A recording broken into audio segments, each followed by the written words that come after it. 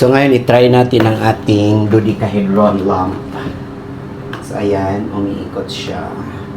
So, pailawin natin. Ayun. So ayan siya guys. Guys, ang pinopromote ko dito is itong nabili ko. Ayan.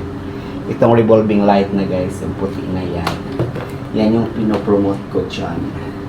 So kung gusto nyo, nasa yellow basket yan ng aking TikTok. Diba ang ganda? Saan yung ating dodecahedron? So ayan. Wow, ang ganda. Tapos yung isa, isosahedron. So, ayan. Kailangan nating alalayan, guys, yung wire. Yung wire niya kasi is... Malaki kasi ang wire niya, guys. So, nabigatan ng ating revolving,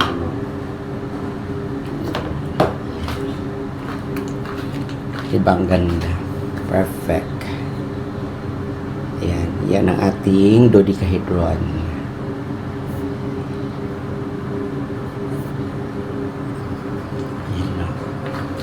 So, ayun. See you lang guys. Bye-bye.